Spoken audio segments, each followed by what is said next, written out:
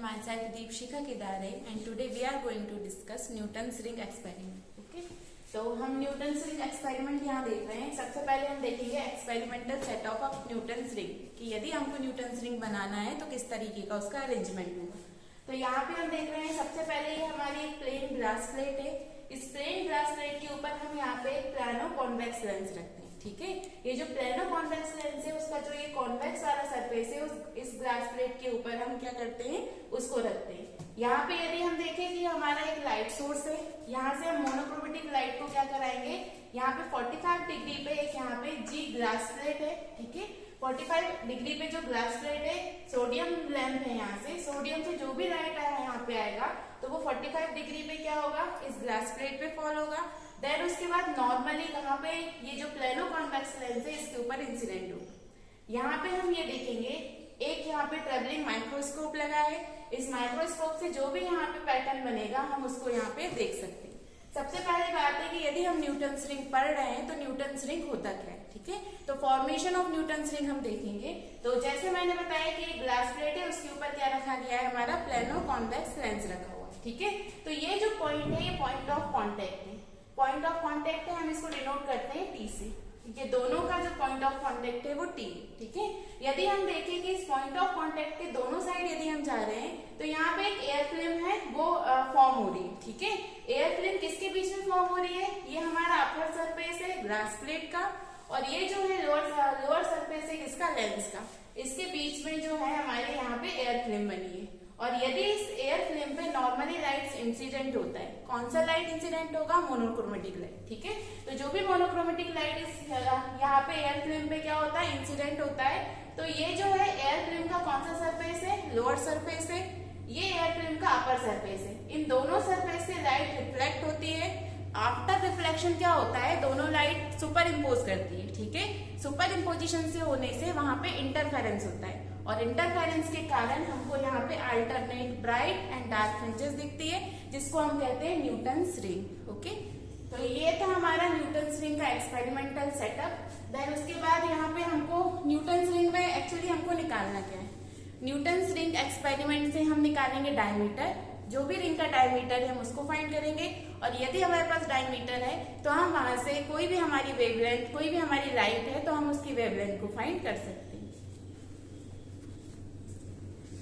तो यहाँ पे हम निकालेंगे इफेक्टिव पाथ डिफरेंस, जो होता है del is equal to 2 mu T cos R plus lambda by 2। ठीक है, जहाँ पे म्यू जो है रिफ्लेक्टिव इंडेक्स है, टी थिकनेस है, आर हमारा रिफ्लेक्शन एंगल है, और जो भी फेज चेंज हो रहा है हमारा, जब हमारा इंटरफेरेंस हो रहा है तो उसके थ्रू जो भी फेज चेंज हो रहा है उसको हम डिनोट कर रहे हैं लैम्डा बाय 2c। ठीक है, तो यदि हम देखें फॉर एयर यदि हम देखते हैं म्यू इज इक्वल टू होता है 1, एंड यदि हम देखें कि यहाँ पे जो पॉइंट ऑफ कांटेक्ट है, ठीक है, म्यू इज इक्वल टू 1 होगा, और यदि नॉर्मली इंसिडेंट हो रहा है हमारा लाइट तो उस कंडीशन में आर इज इक्वल टू 0 होगा। If R is equal to 0 then हम cos 0 की वैल्यू निकालेंगे। cos 0 इज इक्वल टू क्या होगा, हमारा 1 होगा। ठीक है, तो इस इक्वेशन में हम वैल्यू पुट करेंगे। डेल जो इफेक्टिव पाथ डिफरेंस है हमारा ड्यू टू इंटरफेरेंस वो हो जाएगा del is equal to 2, mu की वैल्यू यहाँ 1 हो गई, then T cos r is equal to 1 तो 2t प्लस लैम्डा बाय 2, ये है हमारा इफेक्टिव पाथ डिफरेंस। ठीक है, बट हम यदि देखें कि जैसे हमारे पॉइंट ऑफ कांटेक्ट है, पॉइंट ऑफ कांटेक्ट पे जो हमारी एयर फिल्म है वो कुछ भी नहीं है, यहाँ पे एयर फिल्म फॉर्म नहीं होती है, तो at the point of contact t is equal to 0 है। तो यदि हम यहाँ पे t इज इक्वल टू 0 रखेंगे then del is equal to हो जाएगा लैम्डा बाय 2। तो यहाँ पे यदि पॉइंट ऑफ कांटेक्ट 0 है तो पाथ डिफरेंस जो है डेल को हम पाथ डिफरेंस कहते हैं, path difference is equal to lambda by 2।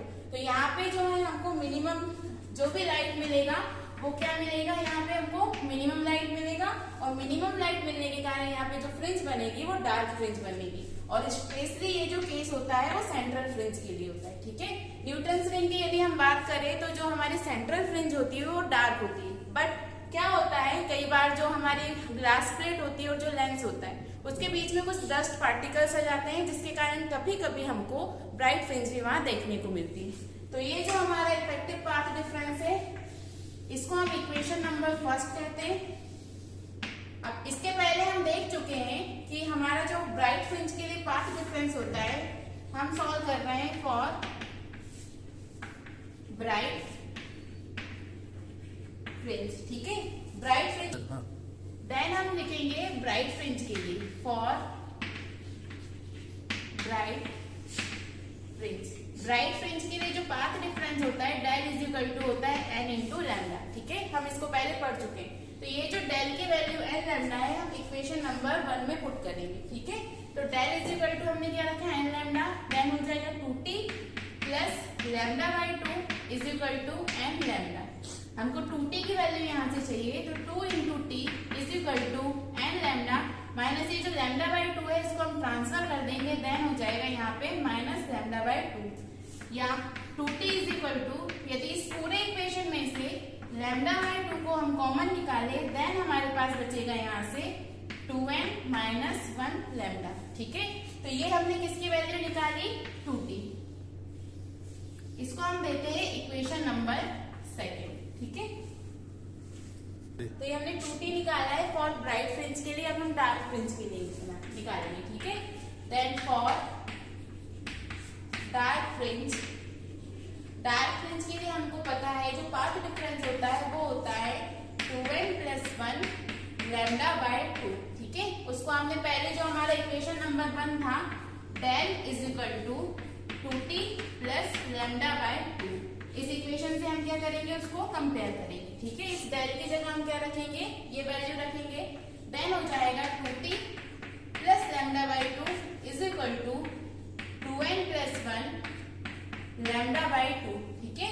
Again हम किसकी वैल्यू फाइंड करेंगे, 2 into T is equal to, इसको हम ट्रांसफर करेंगे, देन ये हो जाएगा 2n plus 1 lambda by 2 minus ये हो जाएगा लैम्डा बाई 2, ठीक है। आगे इसको सॉल्व करेंगे, 2t is equal to 2n lambda by 2 minus plus lambda by 2 का इंटू कर देंगे, lambda by 2 minus lambda by 2, ठीक है। अब यहाँ से लैम्डा बाई 2 से लैम्डा बाई 2 कैंसिल हो जाएगा, 2 से 2 कैंसिल हो जाएगा, देन बचेगा 2t is equal to n lambda. ये जो हमने इक्वेशन निकाला है ये किसके लिए आया, हमारा डार्क फ्रिंज के लिए, ठीक है। इसको हम दे देते हैं इक्वेशन नंबर 3। तो यहाँ पे हम देख रहे हैं ये हमारा L, इसको नाम देंगे हम O, ये जो है D है एंड दिस इज E, ठीक है। तो ये हमारा प्लेनो कॉन्वेक्स लेंस है और ये हमारी ग्लास प्लेट है। अब हमको डायमीटर निकालना है, तो डायमीटर के लिए प्रॉपर्टी ऑफ सर्कल का हम यूज करेंगे। प्रॉपर्टी ऑफ सर्कल के अकॉर्डिंग ए बी इंटू, यहाँ पे हमारा O पॉइंट है, AO into OB, AO into OB is equal to होता है हमारा, यहाँ पे हम दे देते हैं तो प्रॉपर्टीज ऑफ सर्कल के अकॉर्डिंग ये हो जाएगा हमारा A into D, AD into DB is equal to हो जाएगा हमारा OD into D into E, ठीक है। ये है प्रॉपर्टीज ऑफ सर्कल के अकॉर्डिंग। तो हम यहाँ पे देखें D से B तक की जो वैल्यू है वो R है, तो A से D तक की वैल्यू, ये डिस्टेंस भी सेम है तो ये भी R होगी। तो हम AD और DB की जगह यहाँ पे R पुट करेंगे, R into R is equal to OD। OD यहाँ से लेके यहाँ तक की डिस्टेंस है, ठीक है। ये क्या है, T थिकनेस है यहाँ पे, ये जो हमारा लेंस है इसकी। तो यहाँ पे हम क्या लिखेंगे, OD की जगह T इंटू D। D मतलब E से लेके D तक हमको इतनी वैल्यू चाहिए, ठीक है। तो इतनी वैल्यू के लिए हम क्या करेंगे, सबसे पहले हम OE की वैल्यू निकालेंगे और OE में से हम किसको माइनस कर देंगे, OD को माइनस कर देंगे, देन हमारा DE निकल जाएगा। तो हम इसको लिख सकते हैं OE माइनस, किसको हम माइनस करेंगे, OD को माइनस करेंगे, ठीक है। ये पूरा हमारा OE है, इसमें से हम यदि OD को माइनस करेंगे तो हमारी DE की वैल्यू यहाँ पे निकल जाएगी। यदि हम यहाँ पे देखें, ये जो वैल्यू है यहाँ से लेके यहाँ तक ये रेडियस है, तो यदि ये R है तो ये कितना हो जाएगा, 2R हो जाएगा। तो यहाँ पे यदि हम OE की वैल्यू देखें, then R into R is equal to T into OE की वैल्यू क्या है यहाँ पे 2R हो गई, माइनस OD की वैल्यू यहाँ से यहाँ तक की T होगी। T का मल्टीप्लीकेशन कर देंगे, R square is equal to 2 RT minus T square. यहाँ पे जो टी है बहुत स्मॉल है तो हम इसको नेग्लेक्ट कर सकते हैं क्योंकि इसका स्क्वायर है। देन हो जाएगा हमारे पास R square is equal to 2RT, या हम 2T की वैल्यू निकालें तो क्या हो जाएगा हमारे पास R square upon capital R is equal to 2 into T. ठीक है, तो ये हमारे पास किसकी वैल्यू आई है 2 इंटू टी। अभी हमने पहले सॉल्व किया है for bright fringe 2T is equal to 2n minus 1 lambda by 2। ठीक है, and for dark fringe 2T is equal to n lambda by 2। तो ये जो 2T की वैल्यू आई है हम कहाँ पुट करेंगे, यहाँ पुट करेंगे। तो यहीं पे हम देखते हैं for bright fringe and for dark fringe. ठीक है, तो ब्राइट फ्रिंज की जगह 2T की जगह हम क्या रखेंगे, R square upon R is equal to क्या हो जाएगा 2n माइनस 1 लैम्डा बाई 2, या हमको आर यहाँ पे क्या है न्यूटन रिंग की रेडियस है। ठीक है, यदि हमको रेडियस फाइंड करनी है then R square is equal to हो जाएगा, इस आर का यहाँ क्रॉस मल्टीप्लीकेशन हो जाएगा R into 2n minus 1 lambda by 2, और यदि आर की वैल्यू हम निकालें तो आर इज इक्वल टू हो जाएगा under root R 2n minus 1 lambda by 2। ये हमने किसके लिए रेडियस निकाला है, हमारी ब्राइट फ्रिंज के लिए। अगर हम यहाँ पे डार्क फ्रिंज के लिए रेडियस निकालें, डार्क फ्रिंज के लिए 2T is equal to n lambda है, 2T की वैल्यू आर स्क्वायर अपॉन 2 है, देन ये हो जाएगा R square upon R is equal to n into lambda, या R square is equal to क्या हो जाएगा capital R n into lambda, या आर इज इक्वल टू हो जाएगा under root R n into lambda. This is radius for dark ring. तो ये हमने निकाला है, ये हमारी रेडियस है ब्राइट फ्रिंज के लिए, और ये जो हमारी रेडियस है किसके लिए है, डार्क फ्रिंज के लिए। ठीक है, अब हमको यहाँ पे डायमीटर फाइंड करना है। डायमीटर फाइंड करने के लिए हमको पता है डायमीटर इज इक्वल टू होता है 2 इंटू रेडियस। ठीक है, यदि Rn लिखा है मतलब हम nth नंबर की रिंग के लिए यहाँ पे बात कर रहे हैं, तो यहाँ पे यदि हम फर्स्ट यहाँ पे निकालेंगे फॉर ब्राइट फ्रिंज के लिए यदि हम डायमीटर निकालेंगे तो क्या हो जाएगा dn is equal to 2 into Rn। ठीक है, and dn is equal to 2, Rn की वैल्यू ये है हमारी, देन पुट करेंगे value r 2n minus 1 lambda by 2। ठीक है, ये किसका फॉर्मूला है, हमारा डायमीटर का है। आगे इसको यदि हम सॉल्व करेंगे then dn is equal to हम इसको लिख सकते हैं 4r 2n minus 1 lambda by 2। ठीक है, तो ये हमारा डायमीटर आ गया किसके लिए, फॉर डार्क रिंग। यदि हम ब्राइट रिंग, यदि हम डार्क रिंग के लिए निकालेंगे फॉर डार्क रिंग।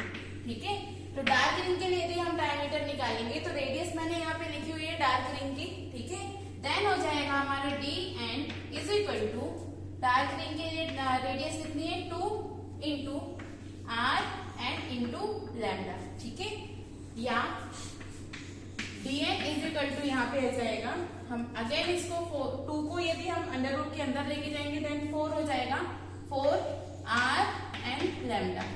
ठीक है, तो फिर हम इसको यदि हम देखें dn is proportional to under root n, ये किसके लिए है, फॉर डार्क फ्रिंज।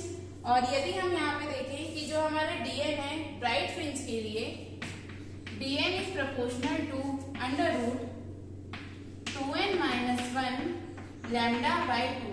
ठीक है, यहाँ पे जो 4r लैम्डा बाई 2 है प्रोपोर्शनलिटी कांस्टेंट के उसमें हम यूज करते हैं, और यहाँ पे 4r लैम्डा हम किसके लिए यूज करते हैं, प्रोपोर्शनलिटी कांस्टेंट के लिए यूज करते हैं। तो यदि हम डार्क रिंग के लिए देखें तो डार्क रिंग के लिए जो हमारी डायमीटर है वो डायरेक्टली प्रोपोर्शनल है नेचुरल नंबर के, और यदि हम ब्राइट फ्रिंज के लिए देखें तो जो हमारा डायमीटर है वो नेचुरल नंबर के लैम्डा बाई 2 के क्या है, जो हमारी डार्क फ्रिंज है ब्राइट फ्रिंज है उसके लिए ये जो है हमारा ऑड नंबर की क्या है, डायरेक्टली प्रोपोर्शनल है। ठीक है, अब यदि हमारे पास डायमीटर आ गया है तो हम इससे वेवलेंथ कैसे निकालेंगे, तो बहुत इजी सा फॉर्मूला है उसका फॉर वेवलेंथ ऑफ लाइट।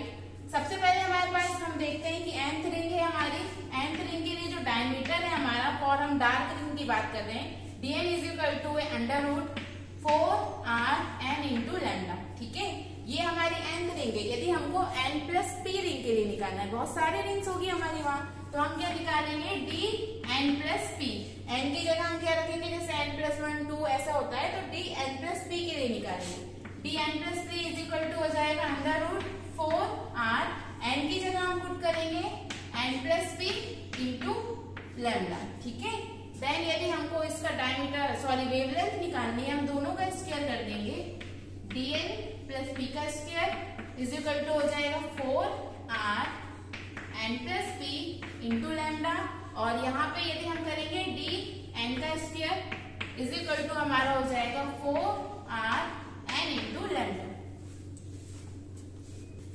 तो यहाँ पे हमने डार्क रिंग के लिए जो डायमीटर निकाला है वो डायरेक्टली प्रोपोर्शनल है हमारे नेचुरल नंबर्स के, और जो ब्राइट फ्रिंज के लिए डायमीटर निकाला है वो जो भी हमारे नेचुरल ऑड नंबर है उनके डायरेक्टली प्रोपोर्शनल है, ठीक है।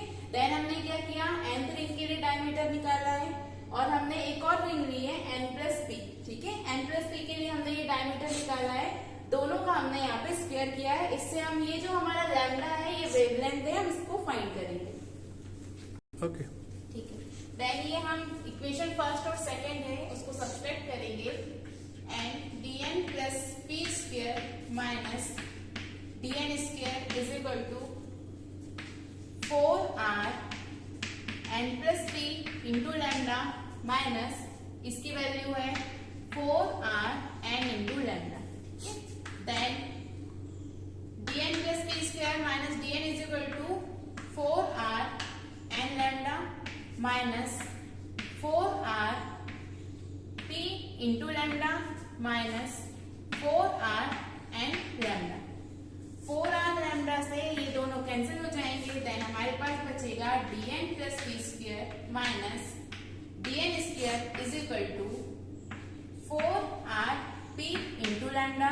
वैल्यू हमको फाइंड करनी है वेवलेंथ लैम्डा की, then equation become lambda, then lambda is equal to हमारा होगा dn plus p square minus dn square upon 4r p, ठीक है। ये जो हमारा फॉर्मूला है ये वेवलेंथ का है। तो न्यूटन्स रिंग से यदि हमको रेडियस पता है तो रेडियस के द्वारा हम उसका डायमीटर निकाल सकते हैं, और यदि हमको डायमीटर पता है तो यदि हमको nth रिंग की वैल्यू पता है और n प्लस p जो भी रिंग है उसकी वैल्यू पता है, तो हम यहाँ पे डायरेक्टली उसकी वेवलेंथ जो भी हम लाइट सोर्स यूज कर रहे हैं उसकी वेवलेंथ को फाइंड कर सकते हैं, ठीक है। Thank you so much. Next lecture में हम और ज्यादा इंटरेस्टिंग टॉपिक के साथ मिलेंगे।